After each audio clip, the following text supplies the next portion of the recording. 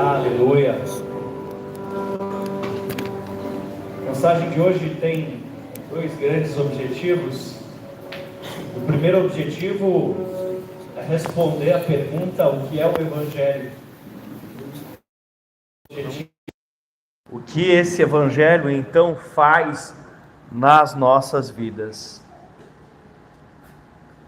O Evangelho, ele é muitas coisas, e eu quero começar contando para vocês algumas delas. A primeira que o Evangelho é a boa notícia de que o Filho do Rei nasceu. Jesus Cristo veio à Terra e essa é a boa notícia. O Evangelho é boa notícia. A segunda coisa é que nós anunciamos, o Evangelho é o declínio irrevogável do reino das trevas até o seu colapso absoluto e o soerguimento do reino de Deus, como nos mostra aquela palavra de Daniel, capítulo 2, versículos 34 e 35, onde está lá a estátua representando os deuses da terra e uma rocha despreendida sem auxílio de mãos, e ela cai sobre os pés e amassa, e ela vai crescendo até dominar toda a terra. Terceira coisa é que o Evangelho é o poder de Deus, é o que nos diz Romanos capítulo 1, versículos 16, pois eu não me envergonho do Evangelho, das boas novas a respeito de Cristo, que são o poder de Deus em ação. Achei muito legal a forma como traduziu aqui. Não me envergonho das boas novas a respeito de Cristo, que são o poder de Deus em ação, para salvar todos os que creem, primeiro o judeu e depois o grego. Então começou no judeu a pregação, Jesus anunciou aos judeus, os primeiros apóstolos anunciaram aos judeus, depois se espalhou para todos nós, as gentes, os gentios, e agora está na igreja, e da igreja parte para todo mundo. E é uma jornada, a quarta coisa que é o Evangelho, é uma jornada da meritocracia para a graça. As pessoas acreditavam que elas poderiam comprar a salvação, e Jesus veio para ensinar que a salvação é de graça. Mas calma, que isso é só sobre a salvação. Galardão é diferente. Mas sobre a salvação, Isaías 64, 6 diz: estamos todos impuros por causa do nosso pecado. Quando mostramos os nossos atos de justiça, não passam de trapos imundos, roupas manchadas pelo fluxo. Entenda, queridos, que isso se refere a uma mentalidade de Antigo Testamento. E no Antigo Testamento o fluxo menstrual era considerado algo extremamente impuro. Por isso, quando ele compara as nossas boas obras, ele diz que elas não estavam cerimonialmente puras, é uma linguagem do Antigo Testamento, que elas não estavam puras o suficiente, que tudo de bom que a gente faz não era suficiente para ser salvo. Então o Evangelho ele vem e diz, não dá para comprar salvação. O Evangelho chega e diz, salvação você só pode recebê-la. Isso se confirma em Efésios capítulo 2, versículo 9, não é uma recompensa pela prática de boas obras. Então esse é o nosso Evangelho. Feito essa rápida introdução, eu quero contar para você que o Evangelho se manifestou sobre nós, ou seja, a boa notícia se manifestou sobre nós através da cruz de Jesus. Através de Jesus morrer por nós naquela cruz. E quando ele morreu por nós naquela cruz, algumas coisas muito importantes aconteceram. Eu quero que você fixe nelas. Primeiro, convido você a imaginar um tribunal. Imagine você um tribunal. E nesse tribunal nós temos Deus assentado como juiz, correto? E nós temos lá Satanás. Sabe o que significa esse nome? O acusador. Satanás significa o acusador. Então Satanás está lá como, não sei se é esse o termo jurídico correto, o advogado de acusação. Ele está lá acusando, está lá para acusar. E nós temos também nesse julgamento dois advogados. Como assim dois advogados? Eu vou te mostrar que nós temos dois advogados. Um é Jesus e o outro é o Espírito Santo. Olha que interessante. João 14,16 diz assim. João 14,16. Eu pedirei ao Pai e ele vos dará outro encorajador, ou outro consolador que nunca os deixará. Olha que coisa interessante, quando Jesus ele diz outro consolador, ele diz allos paracletos, e essa palavra era usada para alguém que estava ao lado, e que não apenas funcionava como um advogado de defesa, mas ele funcionava como alguém que colocava a sua reputação em favor da pessoa. Era como se, vamos supor, a dona Lourdes aqui é formada em Direito, né, dona Lourdes? Se ela fosse me defender num julgamento, mas ela não apenas fosse fazer a minha defesa, mas ela fosse colocar a credibilidade dela, dizendo assim, não, mas espera aí, mas eu conheço ele, eu coloco a minha mão no fogo por ele. Então esse seria o Paracletos ou Paraclises. E Jesus fala que além dele ser esta figura, ser este nosso advogado, ele coloca o Espírito Santo como sendo alguém do mesmo tipo, ele também é assim, ele também é aquele que se coloca ao nosso lado. O Espírito Santo é aquele que intercede por nós com gemidos inexprimíveis, aquele que se coloca. Então, tanto Jesus se coloca dessa forma quando estava na terra, mas quando ele está indo, ele diz: o Espírito Santo vai continuar desta forma. Porque, queridos, se por um lado Deus nos ama e quer nos salvar, por outro, Deus é extremamente justo e Ele cumpre tudo que Ele falou. Tudo que Ele falou, Ele cumpre. E Ele é extremamente justo. O que Ele falou, o que Ele disse é e pronto. Graças a Deus que não sou eu que vou julgar. E graças a Deus que não é você que vai me julgar. Graças a Deus que tem um justo juiz que fará isso de forma certeira e plena, e eu confio nele. Amém? Glória a Deus por isso. Então, nesse ambiente de tribunal, você está imaginando toda essa cena de tribunal, o juiz, o advogado de acusação, o advogado de defesa, todo esse ambiente jurídico. É nesse ambiente que se dá a remissão e a justificação, e eu vou explicar um pouco sobre isso. Em Colossenses 2,14, a Bíblia nos mostra que nós estávamos condenados. Diz: Ele cancelou o registro de acusação contra nós, removendo e pregando na cruz. Então, desculpe usar esse termo, né? Mas na remissão você é descondenado.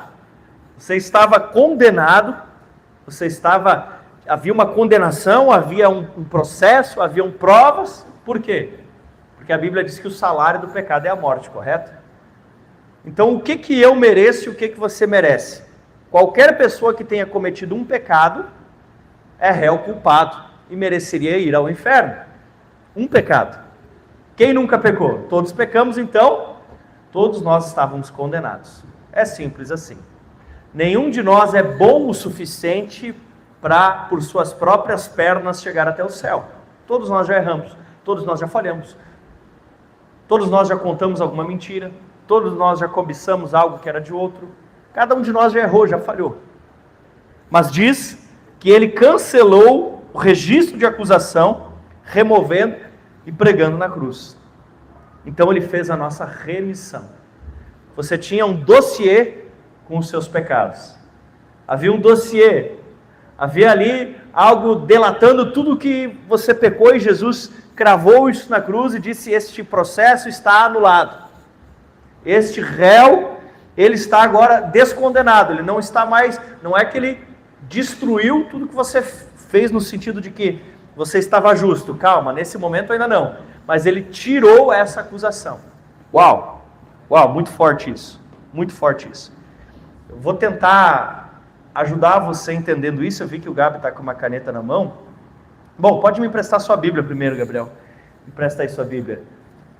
E aí, alguém tem uma Bíblia ou mais grossa ou mais fina que essa? Alguém tem? Ou uma pastinha, um caderninho? A Márcia tem um ali. Pode ser esse caderninho, pode ser esse. Isso, pode ser esse caderninho aqui. Alguém traz para mim ali, faz favor? Olha só, já que tu tá vindo de modelo aqui, vem para cá, Gabi. Meu Deus. Olha só, vamos fazer de conta que ali está Jesus, né? E no caderninho dele ali, como não tem pecado para escrever, só está escrito assim: santo, santo, santo, não tem pecado, certo? Mas esse é o dossiê que está lá para me acusar.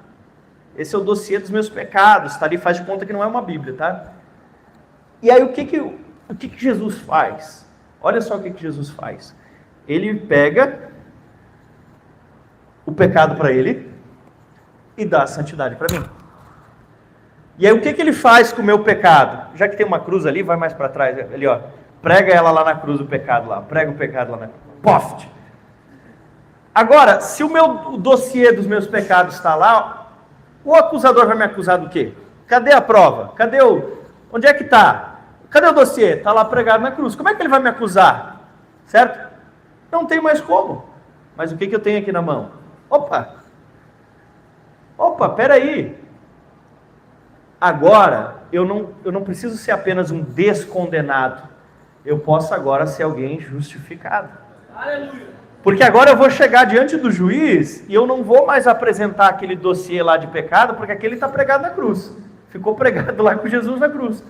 Mas Jesus deixou o santo dele comigo. E agora, quando eu vou diante do tribunal, o juiz só vai ler aqui santo, santo, santo. Porque agora eu sou justo, não por ter feito algo justo, mas porque Jesus trocou de lugar comigo. Você conseguiu entender isso? Dê uma salva de palmas ao Senhor Jesus, glória a Deus, obrigado. Já me empresta a Bíblia e o coisa que eu vou precisar aqui. Isso, obrigado. E obrigado, me dá esse presente que eu estava precisando. Brincadeira. Olha o que diz João 3,36. Quem crê no Filho de Deus tem a vida eterna. Quem não crê ou não obedece, depende da sua versão, o Filho de Deus não tem a vida eterna. E olha que interessante. E a ira de Deus permanece sobre ele. Olha só. Tem uma coisa que Deus detesta, e essa coisa é o pecado. Deus detesta o pecado. Então imagina que esse marca-texto aqui é o pecado, certo? Então Deus, eu vou falar na linguagem humana para ficar mais fácil da gente entender, tá? Por favor. Deus pegou o seu míssil, certo? Travou nesse alvo aqui. Travou, aqui está o pecado. Deus odeia o pecado, vou falar de um jeito bem natural humano aqui. Deus odeia o pecado, ele está com ira do pecado, ele quer destruir o pecado, então ele travou o míssil dele no pecado, certo? Ok. Se o pecado está aqui no meu bolso, e o míssil vem, o que acontece comigo?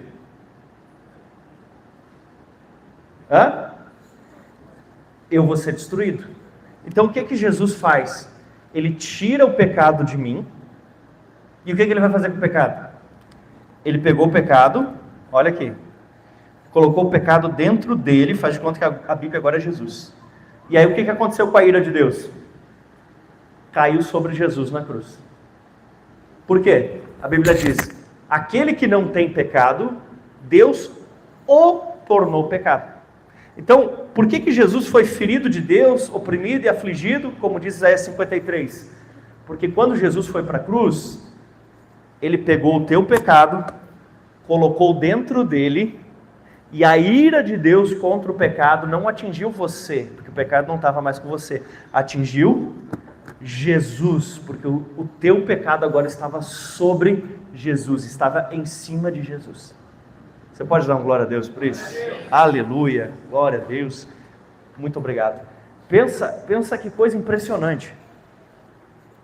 Então nós vemos que o Senhor, Ele faz tanto sobre nós a nossa remissão, como Ele faz também a nossa justificação. Nós agora somos justos. E uma vez que você primeiro foi descondenado e depois você foi transformado em justo, a Bíblia diz em Romanos 8, versículo 1, olha que interessante. Agora, portanto,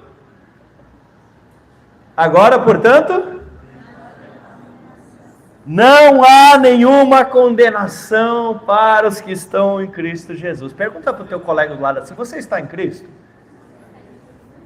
Agora vira para o outro bonito do outro lado e diz para ele assim: então não tem nenhuma acusação contra você. Não tem. Ah, mas no passado tu não sabe o que eu fiz. Eu não sei mesmo o que tu fez no passado, mas Jesus sabia. E mesmo assim ele morreu por você, ele te remiu e ele te justificou. Glória a Deus, dá mais um glória a Deus, meu Deus do céu. Olha só que interessante, a Bíblia diz em Romanos capítulo 5, versículo 1, portanto, uma vez que pela fé fomos declarados justos, a palavra literalmente, de Caio, que significa literalmente, num tribunal, declarar que é justo.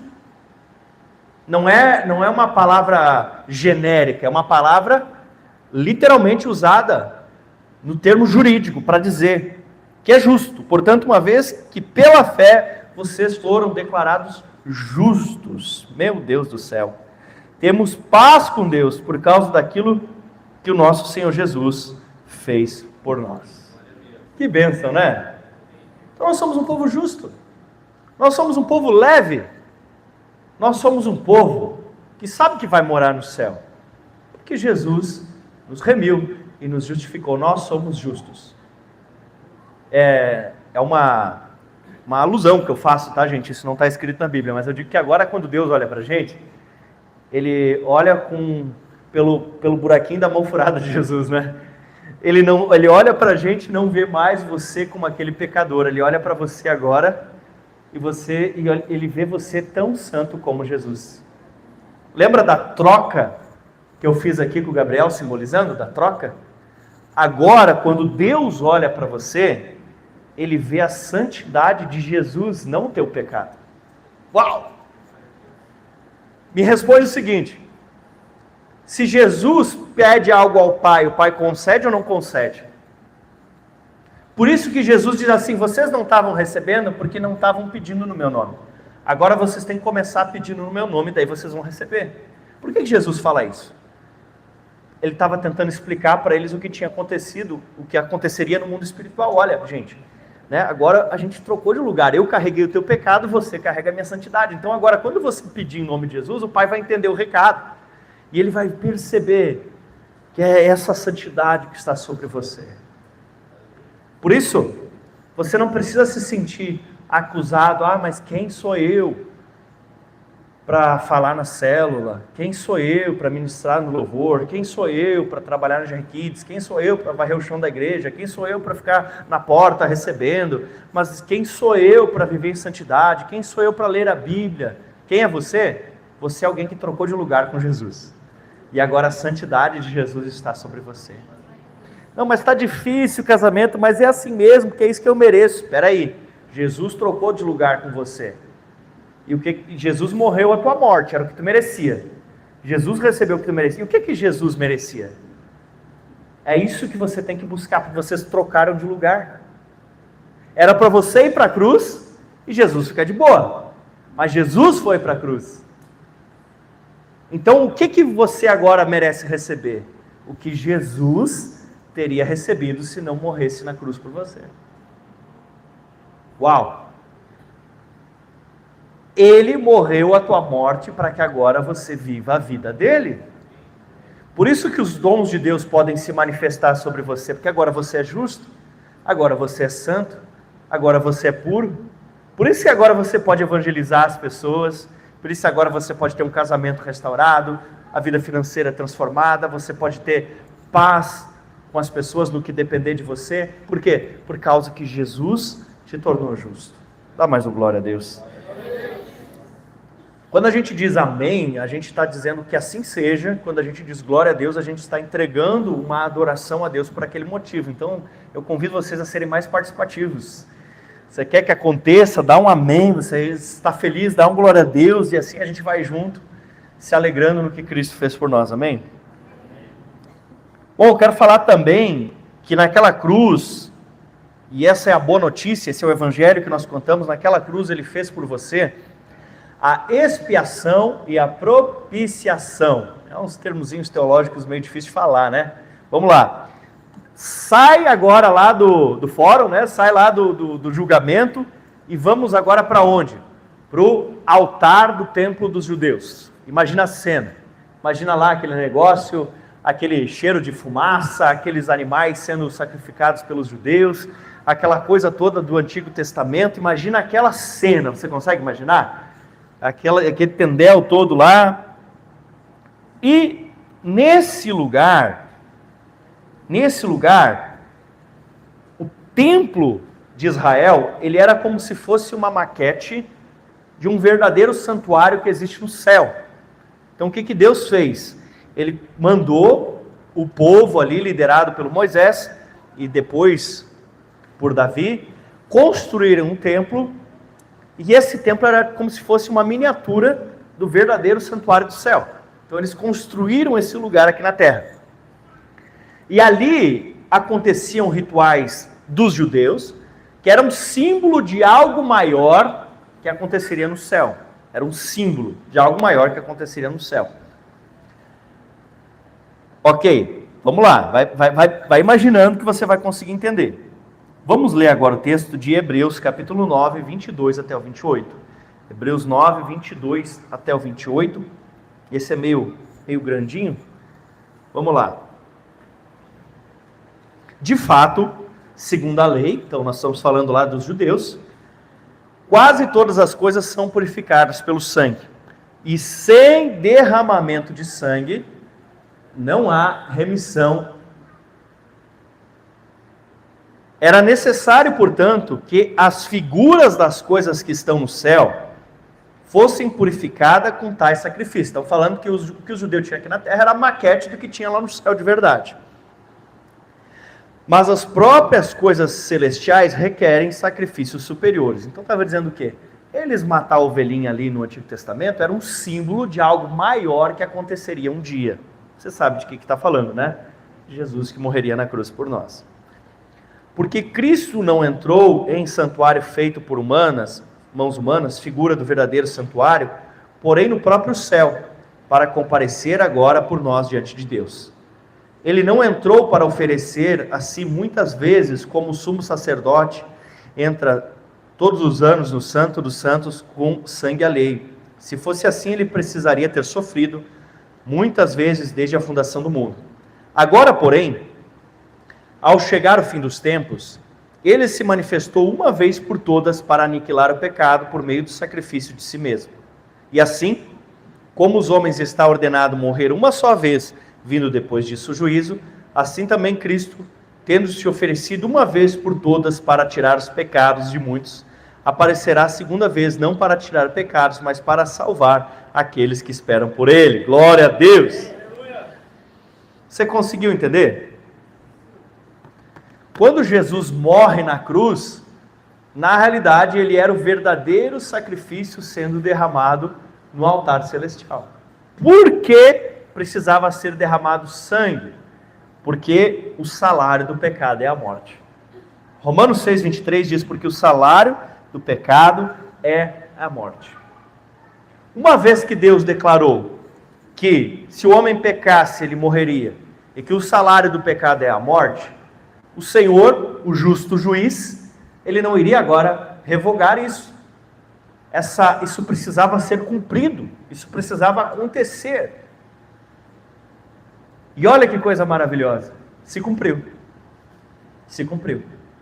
Jesus se apresentou para receber a nossa morte. Uau!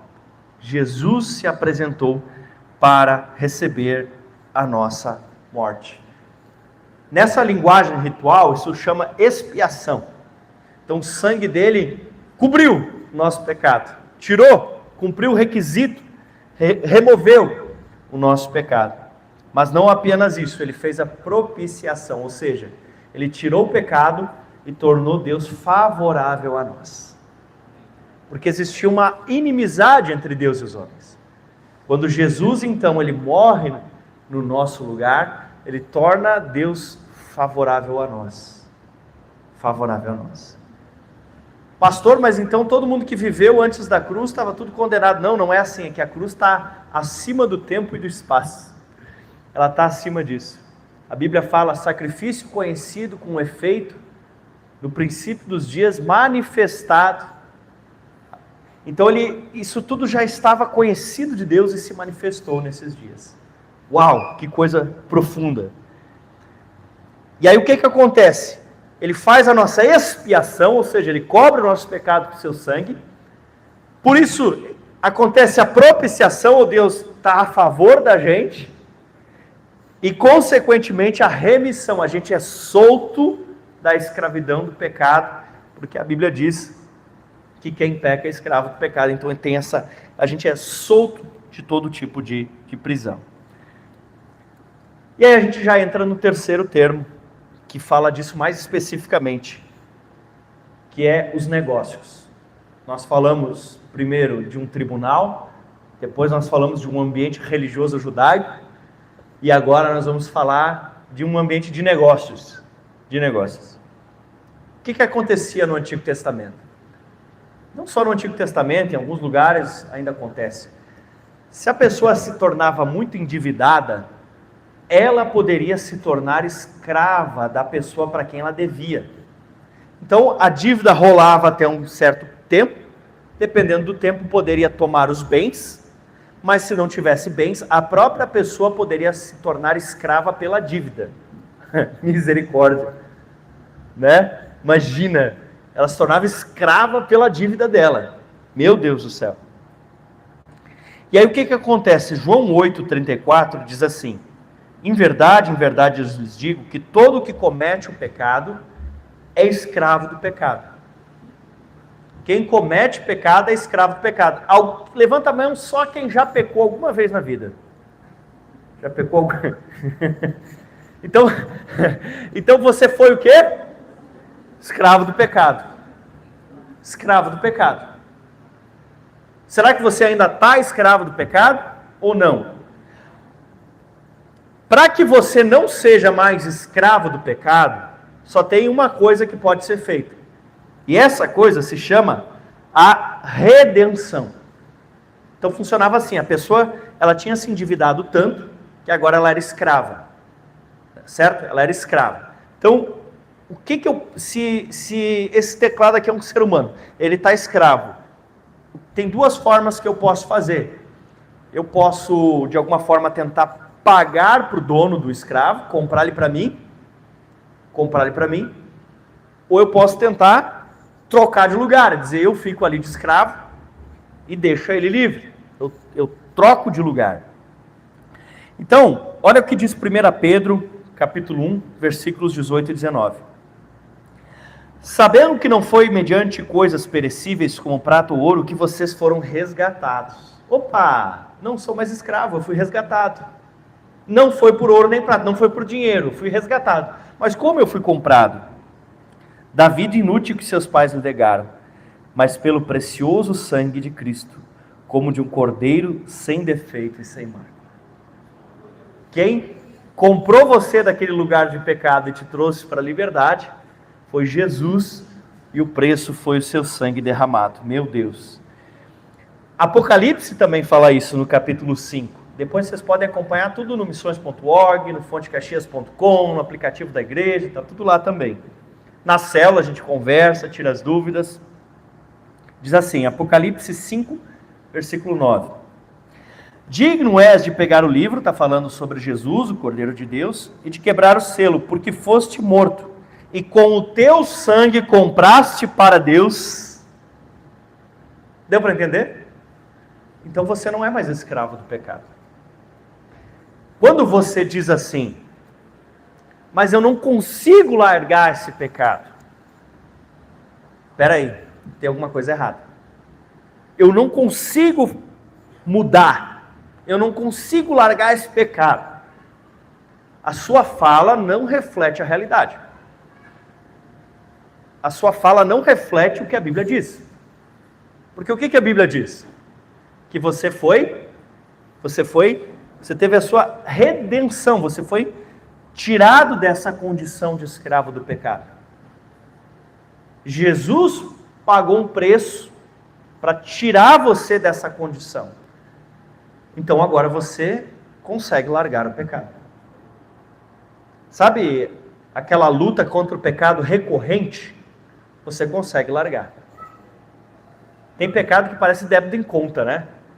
Tá lá, cai todo mês. Aí você está tentando tirar, é difícil, às vezes tem que ligar para o gerente do banco, porque às vezes é complicado de tirar aquele débito em conta. Na época que eu era seminarista, o pastor logo me ensinou, ele disse assim: Cid, não bota nada em débito em conta, porque para botar é fácil, para tirar é impossível. Mas, uma vez que Jesus, ele resgatou você, você não é mais escravo do pecado. Pode falar para esse teu irmão aí do seu lado, dizer que você consegue abandonar esse pecado, sim. Você consegue. Jesus pagou o preço. Você não é mais escravo. Você é livre. Você não é mais escravo. Você consegue. Amém? Então, agora você tem que fazer o quê? Renovação da mente. Você tem que alinhar o que a Bíblia diz com o que você fala e acredita. Amém? O que a Bíblia diz? Que Jesus me libertou dessa escravidão. Então agora eu tenho que mudar meu jeito de falar, meu jeito de pensar, porque eu consigo vencer isso. Eu consigo vencer. Amém? Glória a Deus. Isso é uma maravilha. E essa é a boa notícia que eu venho contar para você hoje. Essa é a boa notícia que eu venho contar para você. O Filho do Rei nasceu. Nosso Senhor, ele nasceu. O império das trevas, ele está em declínio até o colapso absoluto. O reino de Deus, ele está se expandindo. É a grande rocha que cresce até cobrir a terra inteira. E tudo começou assim um dia lá num povo judeu, mas se espalhou até a igreja, e da igreja se espalha por todo o mundo. E não podemos, é verdade, conquistar com o nosso próprio braço, mas Deus nos dá de graça essa salvação tão preciosa. Hoje você viu que se você fosse colocado em julgamento, mesmo que tivesse o Satã te acusando, que é o nome dele, mesmo assim você tem um juiz a teu favor, e você tem 2 advogados para te defender no meio de tudo isso, que vão não apenas anular esse processo, mas te declarar totalmente justo. Um Salvador que troca de lugar contigo, que te dá o seu arquivo da santidade e pega para ele mesmo o dossiê da tua vida de pecado. Você viu hoje que o míssil da ira de Deus está travado sobre o pecado, mas que Jesus tirou o pecado de você e colocou sobre ele. E quando a ira de Deus veio, ela já veio sobre Jesus. E ela já castigou Jesus pelo teu pecado. Você viu que o Senhor, com o seu sangue, fez para você, lá naquele altar, a expiação, cobrindo teus pecados com o teu sangue, mas não somente isso, Ele tornou Deus favorável a você, através da propiciação. E além de tornar Deus favorável a você, Ele também fez a sua remissão, te libertando de toda a prisão. Nós passamos para o ambiente do mercado, e ali nós vimos então, que Jesus, você estava escravo do pecado, mas que Jesus te comprou, e que o preço que Ele te pagou, foi o seu santo sangue. Então, seja feliz. Seja feliz. Sabe uma das coisas que às vezes nos atrapalha de viver uma vida cristã vitoriosa? A acusação. Pode vir o Ministério de Louvor aqui me ajudar? A acusação. Por que você acha que em Efésios 6, quando a Bíblia manda colocar a armadura da fé, ela fala para colocar o capacete da salvação? Porque você precisa proteger os seus sentidos com a salvação. Você precisa proteger o que você escuta, o que você enxerga, o que você fala, tudo com o filtro da salvação. É um capacete, ele envolve toda a sua cabeça, os seus pensamentos, o seu mindset. Você tem que agora pensar como um salvo, falar como um salvo, crer como um salvo. Por que agora, sabe, você pode orar pelos enfermos e eles serem curados, evangelizar os perdidos e eles serem salvos, porque Jesus resolveu tudo. Essa é a boa notícia que eu quero te contar hoje. Esse é o Evangelho. Jesus resolveu, desculpa falar assim, mas Jesus resolveu todos os teus B.O. Jesus resolveu. Jesus resolveu a tua vida. Você agora é um santo, você é limpo. O tribunal não te acusa. Você não está debaixo da condenação de Deus, você está cerimonialmente limpo. Você está puro. Não há acusação. É Deus quem nos justifica, quem nos condenará. Você pode dar mais glória a Deus por isso? Então, o que está faltando para você explodir nessa vida cristã vitoriosa e sair daqui mascando abelha, sabe? Sair daqui evangelizando a galera, teus vizinhos, teus amigos, sair daqui sendo luz e sal na escola, na faculdade, sair daqui abrindo uma célula na tua casa, sair daqui, sei lá, fazendo a diferença para que vidas sejam salvas, porque não tem mais acusação, não tem mais condenação, explodindo numa vida de santidade, numa vida pura, manifestando o poder de Deus.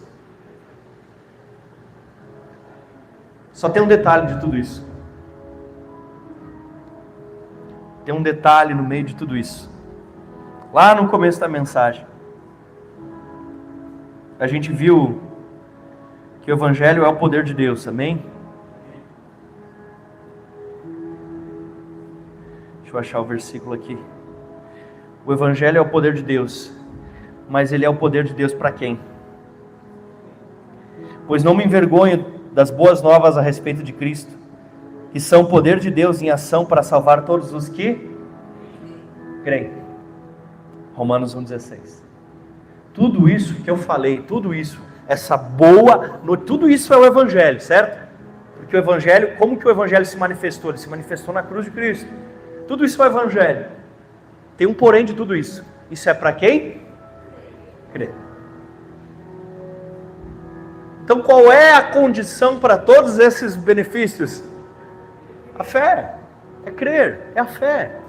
É a fé. Por isso o objetivo final dessa mensagem não é necessariamente que você decore todos esses termos teológicos. O objetivo final dessa mensagem é que você venha hoje receber uma oração aqui na frente. Preste atenção aí, os obreiros que vão nos ajudar nessa noite. O objetivo final é que você venha receber uma oração e tenha a sua fé ativada, se é que dá para usar esse termo. Você tem essa fé que vem de Deus.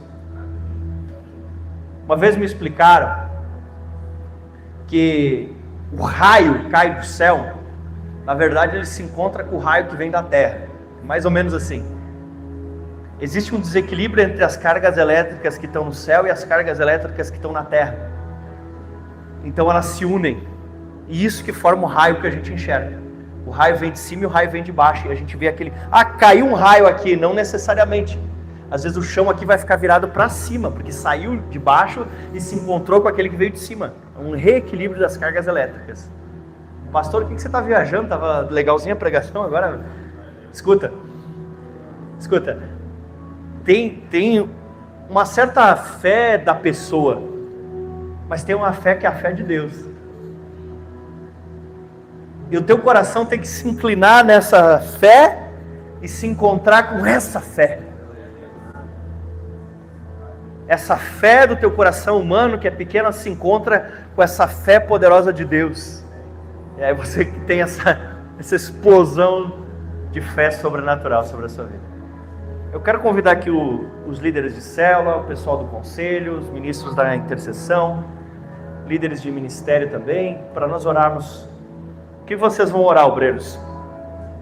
Pela fé dessa pessoa, pelo crer dessa pessoa. Nós vamos orar declarando sobre você que você é um cristão, você é um crente.